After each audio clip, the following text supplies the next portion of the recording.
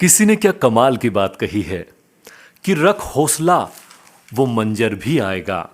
रख हौसला वो मंजर भी आएगा, प्यासे के पास चलकर समंदर भी आएगा।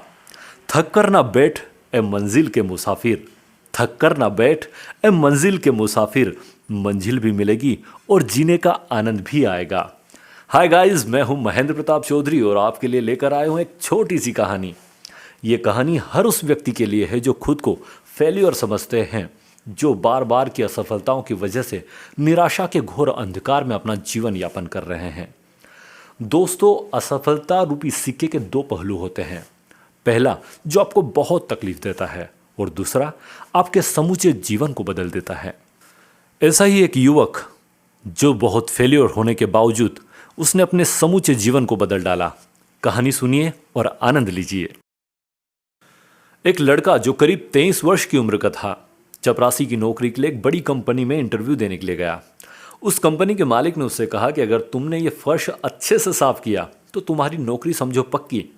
बस फिर क्या था, उस आदमी ने फर्श को एकदम से चमका दिया, जिसे देखते ही मालिक ने कहा, तुम्हारी नौकरी पक्की, तुम कल से काम पर आ जाना। बॉस ने उस आदमी को बुलाया और कहा कि अपनी एक फ़ोटो, आईडी प्रूफ और ईमेल आईडी भी बतानी होगी। आदमी ने तुरंत कहा कि मैं एक तो गरीब व्यक्ति हूँ, मेरे पास ना तो कंप्यूटर है और ना ही मैंने कभी ईमेल आईडी बनाई है। बॉस ने तुरंत कहा, अरे हमारी बहुत बड़ी कंपनी है, हमें हर काम करने वाले व्यक्ति की ईमेल आईडी चाहिए होती है और ये अनिवार्य है।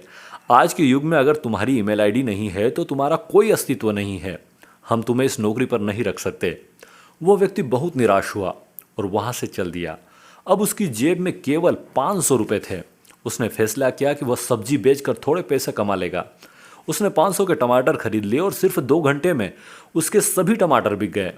उसने फिर से 500 के टमाटर खरीदे और फिर बिक गए। इस तरह से उसने 3 बार 500 रुपये के टमाटर खरीदे और सारे टमाटर बिक जाते। दिन के अंत में उसे काफ़ी मुनाफा हो गया। घर आकर उस व्यक्ति ने सोचा कि अगर मैं इसी तरह सब्जी बेचता रहूं तो काफ़ी मुनाफा कमा लूँगा। उसने 6 महीने तक यही काम किया और जब उसके पास काफ़ी रुपए इकट्ठा हो गए तो उसने सब्जी की एक रेडी खरीद ली। अब उसका काम बहुत अच्छा चलने लगा।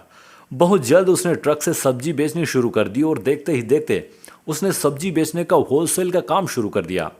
अब हर दिन वह 10 से 15 ट्रक में सब्जी डिलीवर करने लगा, जिसके लिए उसने कुछ व्यक्तियों को काम पर रखा था।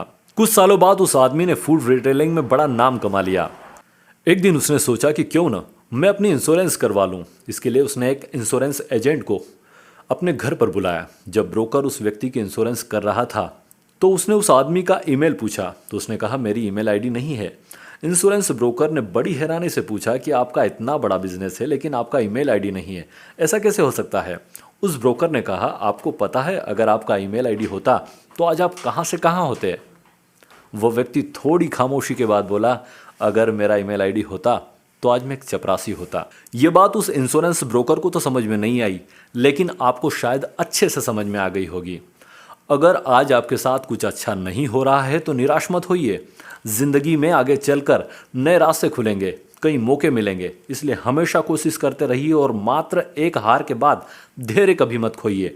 क्या पता कामयाबी शायद आपकी अगली कोशिश की प्रतीक्षा कर रही है।